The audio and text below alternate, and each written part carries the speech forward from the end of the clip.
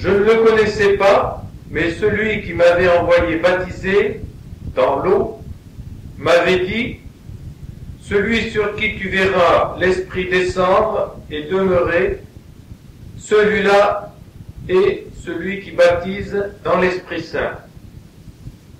Et je l'ai vu et j'ai rendu témoignage que celui-ci est le Fils de Dieu.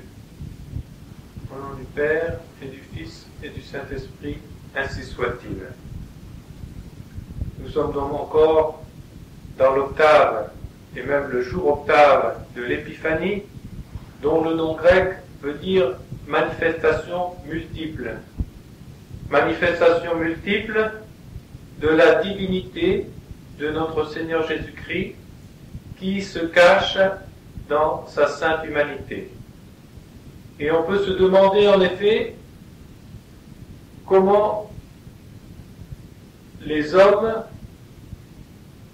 les multitudes d'hommes, toutes les nations même, en sont venus à adorer comme Dieu un personnage qui extérieurement est apparu comme un homme, comme les autres, au moins quant à la stature physique et quant à toutes les autres nécessités de la nature. Et on peut se poser d'abord la première question vis-à-vis des mages. Comment se fait-il que 3 rois mages soient venus de régions relativement éloignées de la Judée, tout en étant voisines, pour venir adorer un autre roi qu'eux-mêmes. Et vous voyez, les rois sont plutôt portés à envier ou à jalouser d'autres rois, surtout s'ils doivent être plus puissants qu'eux, et on le voit bien avec Hérode.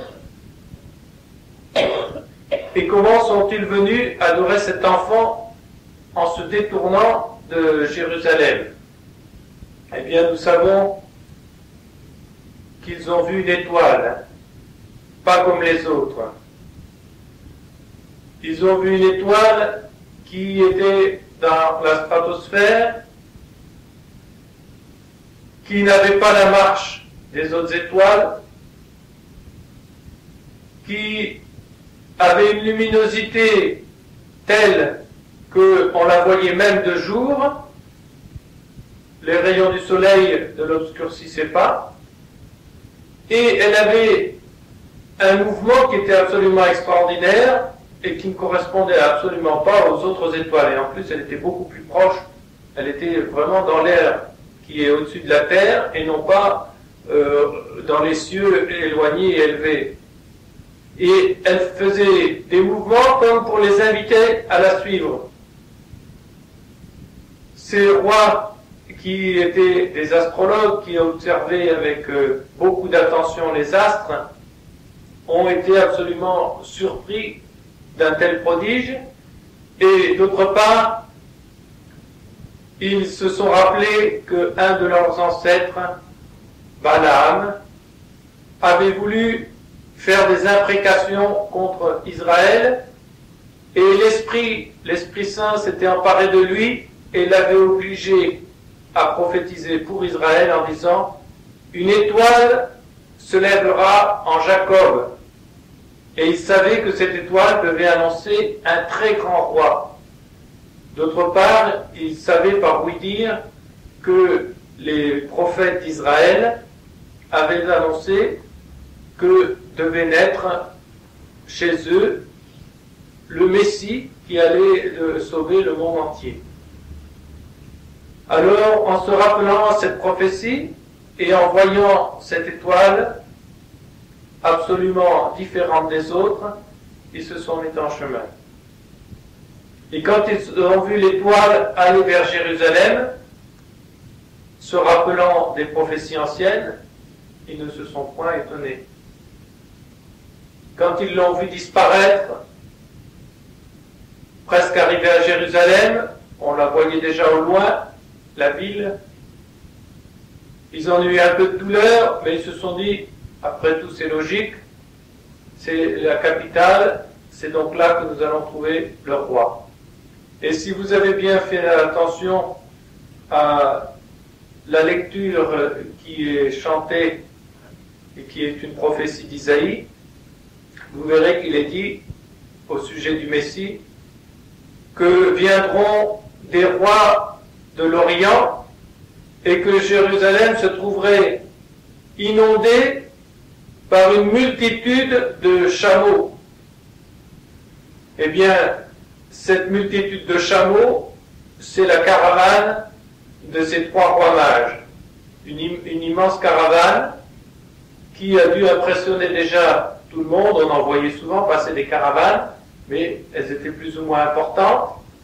Et ce qui était singulier, c'est qu'elles soient dirigées par des rois en personne.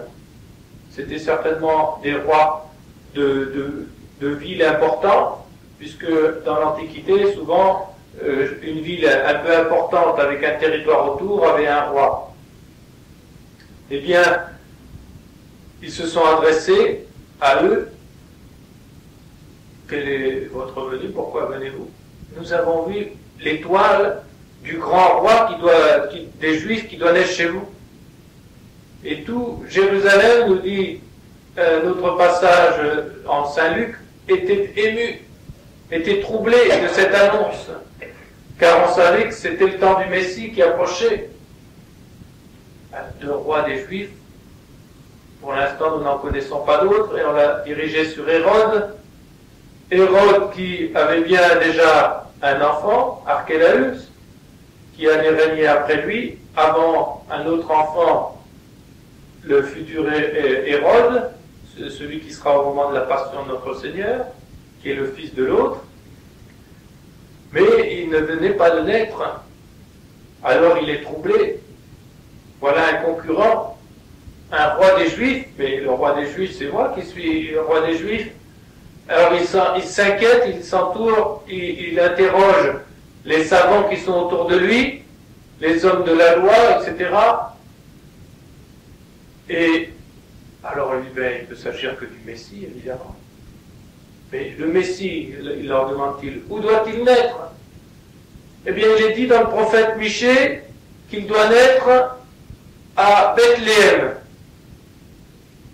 Ah, et le roi Hérode les envoie à Bethléem en leur disant, enquérez-vous de l'enfant, et puis vous me le direz, que j'aille moi aussi l'adorer.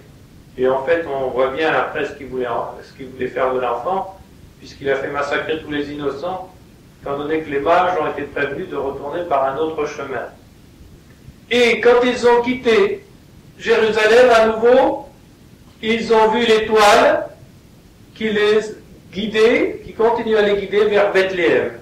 Et ils ont eu une très grande joie, nous dit l'Évangile de l'Épiphanie.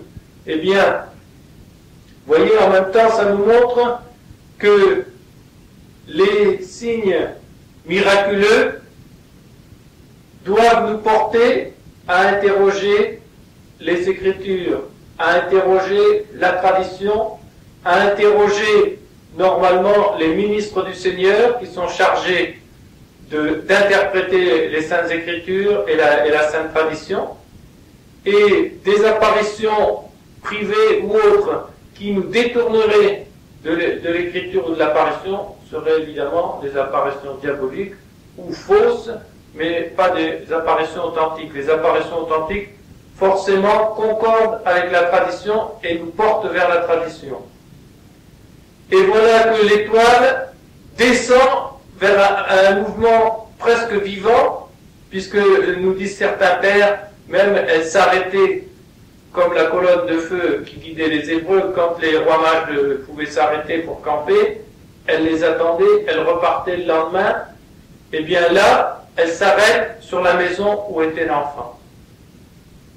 Voilà le signe extraordinaire qu'ils ont eu. Mais que vont-ils trouver? Est-ce qu'ils vont trouver un être tout à fait différent des autres êtres qu'ils n'ont jamais vus dans leur vie? Non, nous dit l'Évangile, ils trouvèrent la mère et l'enfant. Ils ont trouvé une simple femme avec un bébé. ils avaient l'indication, bien sûr,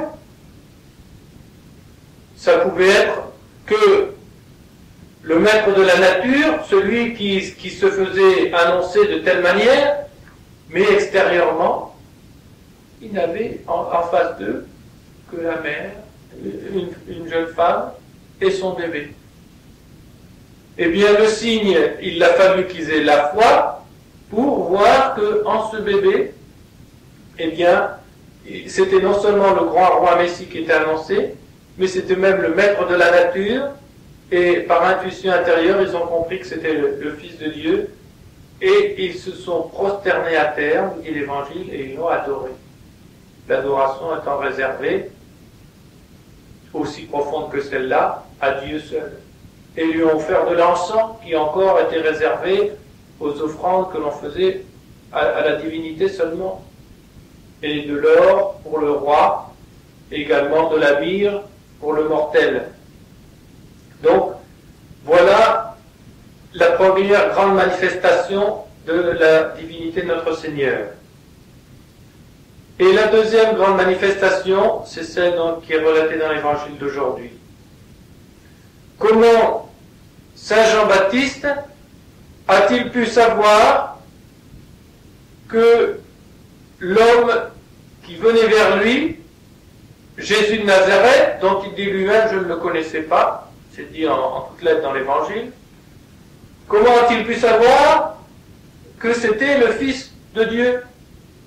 Puisqu'il dit, j'ai vu et je témoigne, je rends témoignage que celui-ci est le Fils de Dieu. Eh bien, il nous explique lui-même,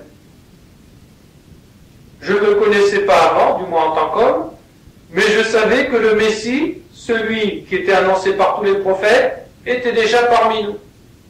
Et je savais que le Messie était même au-dessus de tous les autres prophètes, de tous les autres saints, puisque j'avais déjà, moi Jean-Baptiste, annoncé que celui qui vient après moi, je ne suis pas digne de lui dénouer la croix de la sandale, c'est-à-dire de lui rendre l'office d'un esclave envers son maître. Et donc, il est bien au-dessus de moi. Et là, encore plus extraordinaire, celui qui vient après moi, il est bien avant moi, parce qu'il savait qu'il s'agissait de Dieu. Et l'Esprit Saint m'avait dit, celui qui m'a envoyé baptisé dans l'eau, m'avait dit comment j'allais le reconnaître. Parce que moi, en tant qu'homme, je savais qu'il allait être le Fils de Dieu, je savais qu'il allait être le Messie, mais en tant qu'homme, je ne savais pas de quel homme il s'agissait. Et néanmoins, quand notre Seigneur s'approche, devant sa majesté déjà, Saint Jean a l'intuition que c'est lui, puisque déjà il lui dit, Seigneur, vous venez à moi, mais je suis pas digne, c'est vous qui devez me baptiser, c'est pas moi. Et il nous explique comment il a eu la certitude qu'il s'agissait bien de lui, puisque c'est l'Évangile qui nous le rapporte. Celui qui m'avait envoyé baptiser dans l'eau m'avait dit, celui sur qui tu verras descendre l'Esprit Saint du ciel sous la forme d'une colombe, c'est lui. Et je l'ai vu, cette colombe descendre sur lui, et, comme nous le disent d'autres évangélistes, on a entendu une voix venant du ciel qui disait, celui-ci est mon fils bien-aimé, écoutez-le. Alors Saint Jean-Baptiste dit, j'ai vu cela, et je témoigne que celui-ci est le Fils de Dieu. Mais une fois qu'il avait eu cette révélation, qu'avait-il devant lui? Un être absolument extraordinaire qui ne ressemblait à aucun autre être? Non, il avait un homme en chair et en os devant lui. Oh certes, sur le visage de notre Seigneur, il devait rayonner certainement une sagesse qui n'existait pas dans les autres hommes.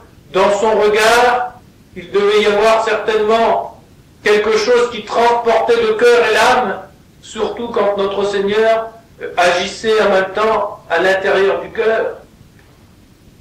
Mais néanmoins, extérieurement, il n'était quand même qu'un homme en chair et en os.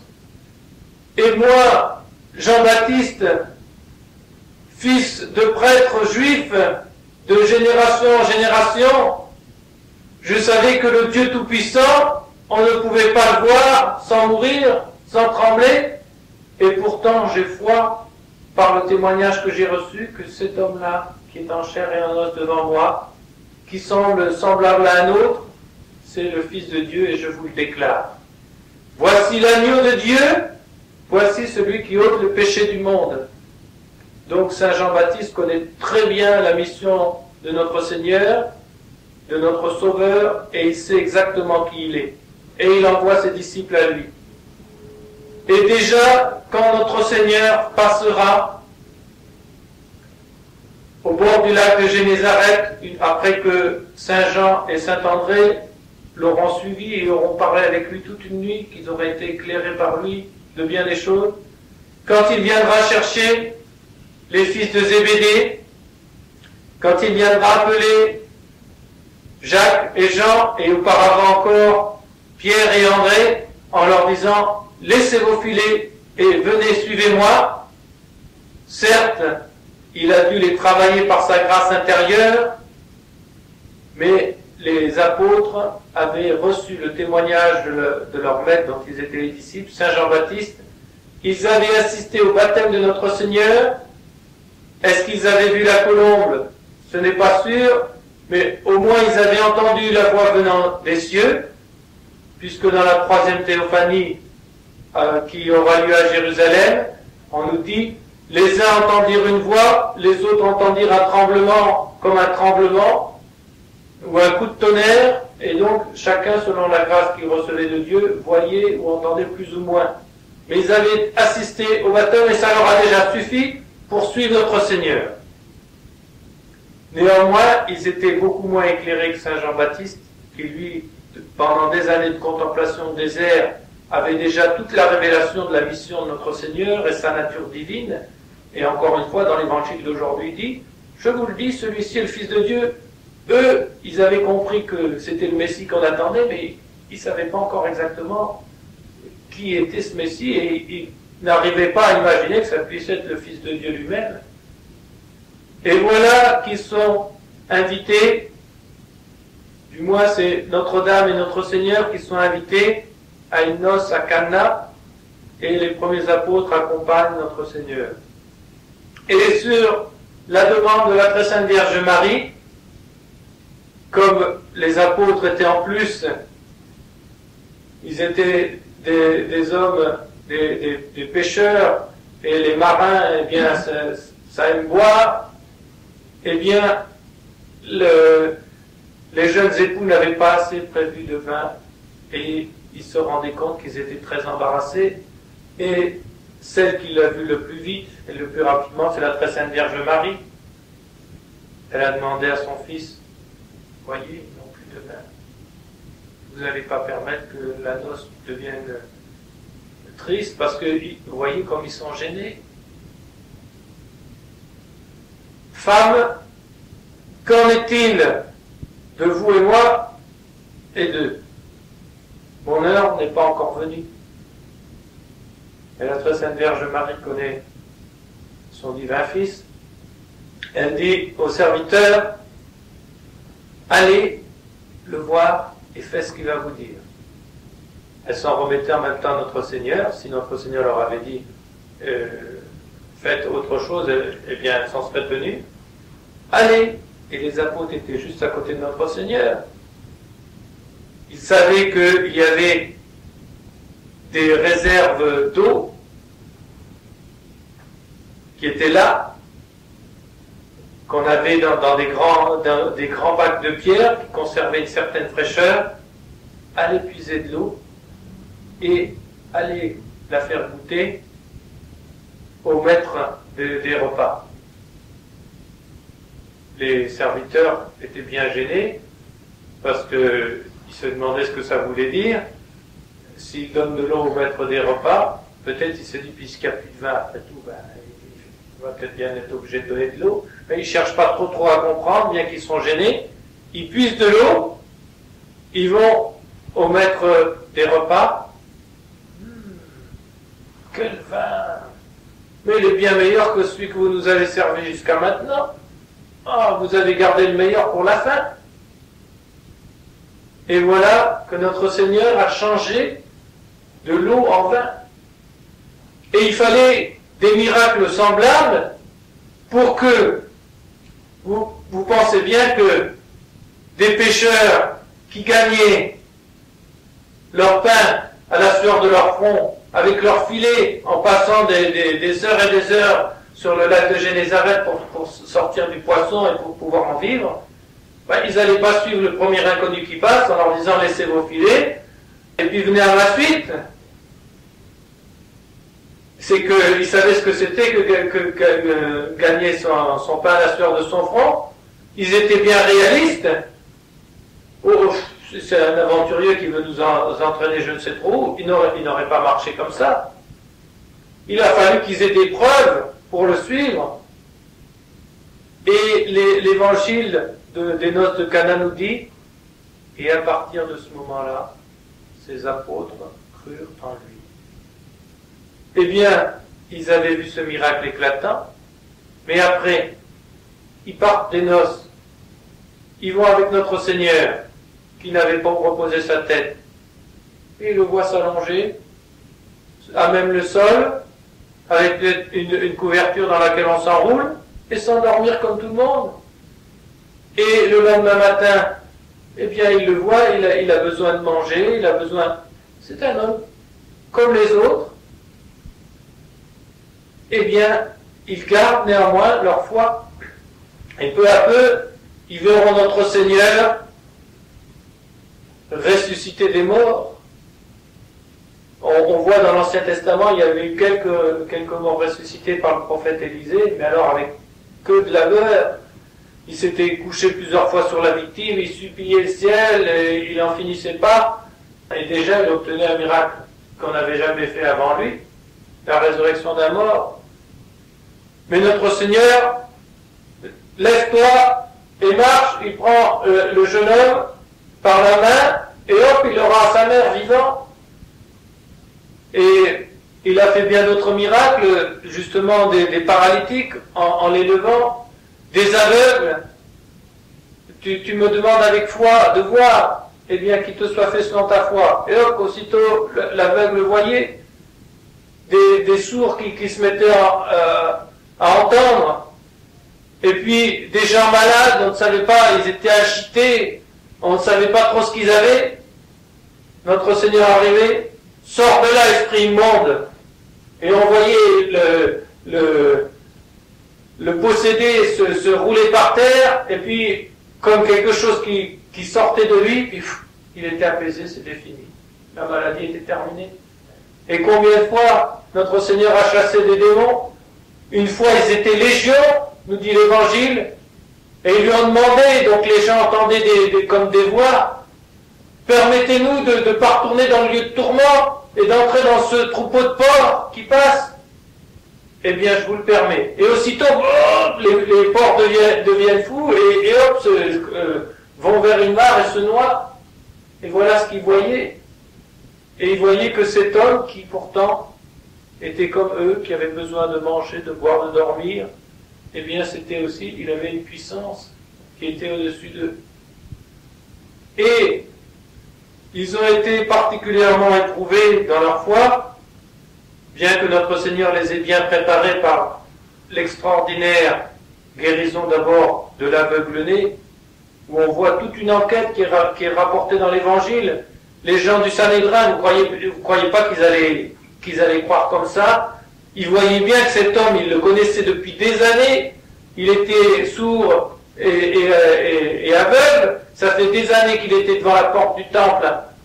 Et puis, oui, ça a bien l'air d'être le même pourtant. Et maintenant, il voit, il entend. Ils font venir ses parents, mais c'est bien votre fils. Alors, il dit, ben oui, c'est notre fils.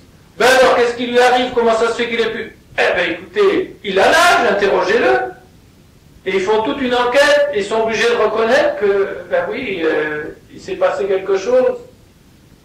Et après, notre Seigneur fait sortir le frère de Lazare, tout Jérusalem, parce qu'il était riche et il était connu de tout Jérusalem, et il était juste à côté à Béthanie.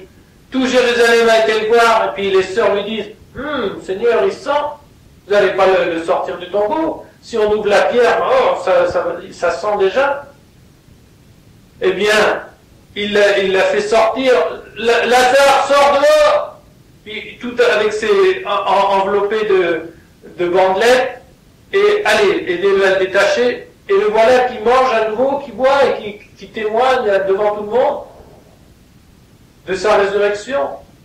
Mais après, il y a la passion. Et là, pendant un moment, les apôtres sont troublés. Et ils se cachent, ils ont peur. C'est des réactions qui sont normales, qui sont humaines. Ils ont peur, ils se cachent. Et qu'est-ce qui leur donne tout d'un coup? La force de se reprendre, et puis d'aller devant Sanhédrin, de recevoir des coups, surtout ne prêchez plus le nom de Jésus. Et à peine ils ressortent, ils continuent, voilà, Jésus c'est celui qu'ils ont crucifié, mais il est ressuscité. Nous l'avons vu, nous sommes témoins, et nous l'avons même vu monter au ciel, et voilà ce qu'il nous a enseigné, et ceci et cela. Et il parle dans une seule langue, et au jour de la Pentecôte, tous les gens qui viennent de toutes sortes de pays, chacun l'entend dans sa langue. Et après, ils vont aller dans le monde entier, prêcher Jésus et Jésus crucifié, quelque chose qui n'était pas du tout attrayant pour les gens. S'ils leur avaient prêché une religion de facilité, vous pouvez manger autant que vous voulez, faire autant d'impureté que vous voulez. Puis d'ailleurs, regardez les faux dieux que vous honorez, bien, ils en font tous plus que vous, alors vous pouvez vous permettre d'en faire autant. Non, ils leur ont dit, il faut vous mortifier. Si vous ne faites pas de pénitence, vous allez vous perdre, vous allez au feu de l'enfer. Vous devez changer de vie. Vous devez vivre d'une façon morale. Et vous êtes fait pas pour la terre, mais pour le ciel. Voilà ce qu'ils leur ont prêché. Vous croyez que les gens avaient envie de se convertir comme ça, de changer de leur vie molle et délicieuse comme elle était au moment de l'Empire romain, où il y avait la paix partout et on avait tous les plaisirs et toutes les satisfactions comme maintenant à gogo. Vous voyez qu'ils avaient envie de quitter ça par plaisir? Non, il a fallu qu'ils soient vraiment convaincus. Depuis qui c'est ces gens-là qui nous prêchent? C'est des gens illettrés. Ils ont jamais été dans les grandes écoles, si ce n'est Saint Paul, le seul qui était vraiment très instruit d'entre eux. Mais les autres, ils étaient simplement des gens de petite extraction, les uns qui étaient pêcheurs, l'autre c'était un précepteur d'impôts, l'autre je ne sais trop quoi. Vous n'allez pas me dire ceux qui allaient nous faire la leçon, à nous les docteurs de la loi et autres. Eh bien, par leur discours et leurs sermons, ils sont capables de réfuter tout ce que les plus grands docteurs, les plus grands lettrés sont capables de penser. Saint Paul, quand il va à Athènes, c'est la capitale de la pensée dans tout le monde antique, eh bien, il leur donne des raisons, etc., il reste quand même dans l'admiration de sa doctrine. Eh bien, tout cela, bien sûr, c'était corroboré par les miracles. Et puis, qui prêche-t-il? Il prêche un homme crucifié, et vous dites, c'est lui Dieu? Quelqu'un crucifié comme ça, c'est lui Dieu? Non mais dites, vous n'êtes pas sérieux, non? Vous ne croyez pas que Dieu il va se laisser pendre à un bois comme ça, non? Et puis vous en plus, vous avez l'audace de vouloir nous faire croire. Il a fallu vraiment que les apôtres aient des arguments qui soient d'une force extraordinaire pour que le monde entier en arrive à vénérer Jésus crucifié comme étant vraiment le Fils de Dieu. Et effectivement, quand ils sont venus par exemple à Rome, d'abord les apôtres eux-mêmes ont fait beaucoup de miracles.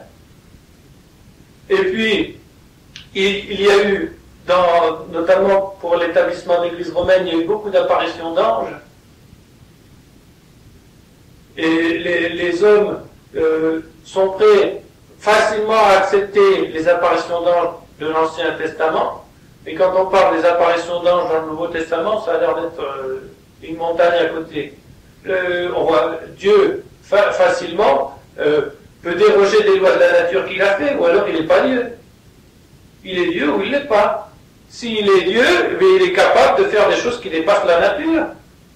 Et c'est justement parce qu'il fait des choses qui dépassent la nature que, malgré la doctrine difficile que ses disciples enseignent, on est obligé de reconnaître que ce qu'ils font, ces miracles et tout ça qu'ils font, c'est pas par leur propre puissance humaine qu'ils peuvent le faire. Donc, c'est que Dieu est derrière eux. Donc, c'est ce qu'ils disent est juste. Et c'est tellement vrai que quand on va les prendre, dites le contraire de ce que vous avez dit, avouez que vous êtes des menteurs, on va les couper en deux, on va les mettre à retirer à petit feu, que ça soit des apôtres, que ça soit des jeunes gens, des jeunes filles, des jeunes femmes, eh bien toutes ils auront le même courage. C'est le témoignage des martyrs qui est extraordinaire, qui devant les soldats romains qui savaient ce que c'était que la force, qui savaient aussi ce que c'était que le courage, eh bien ils resteront en admiration de voir que des créatures même faibles et tout puissent donner des tels exemples de courage qu'eux-mêmes ils auraient pas été capables de donner devant ces tortures, etc. Ils auraient 10 fois cédé avant. Voilà tout cet enseignement. Et puis ils ont vu que ces hommes et ces femmes qui vénéraient notre Seigneur, ils changeaient complètement de vie. Ils avaient une vie complètement supérieure à celle des autres.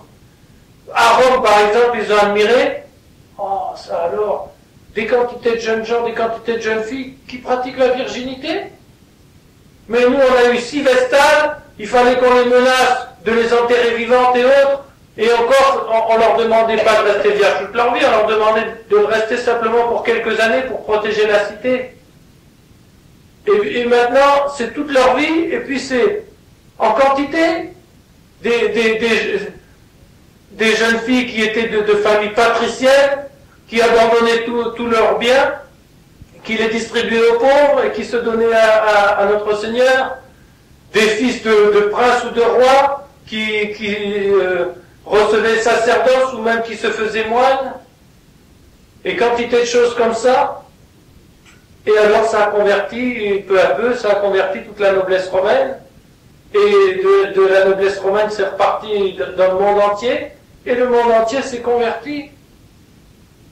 Et en même temps, eh bien, ils avaient à croire la même chose que les apôtres, la même chose que les rois mages, à la fois l'humanité de notre Seigneur, vrai homme, comme les autres, et en même temps sa divinité, parce que la puissance qu'il a manifestée, eh bien, c'est pas seulement d'un homme, ça.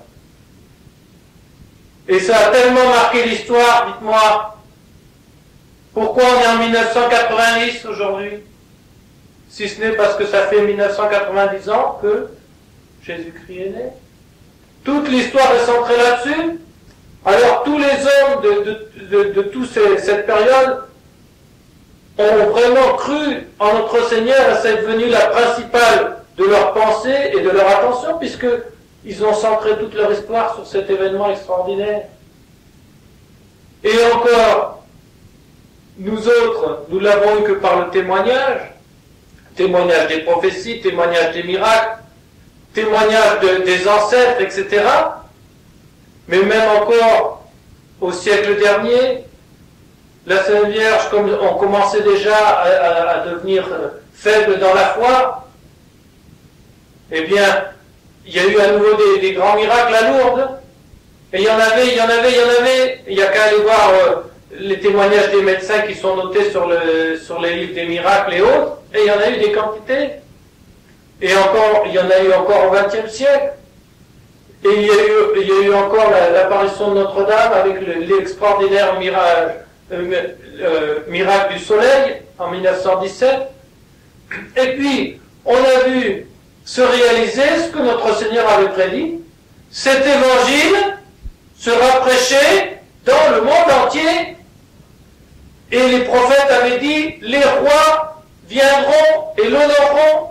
Eh bien, il n'y a pas que les rois mages qui sont venus honorer notre Seigneur. C'est tous les rois de la chrétienté qui se mettaient à genoux tous les dimanches pour venir recevoir l'hostie, c'est tous les rois de la chrétienté qui, tous les carêmes, faisaient 40 jours de jeûne en mangeant que le soir. Pourquoi ils faisaient ça alors qu'ils étaient rois? Parce qu'ils croyaient vraiment en notre Seigneur. Et vous voyez, tout ce témoignage, eh bien, la Sainte Église, qui est le corps mystique de notre Seigneur, nous l'a redonné depuis 2000 ans.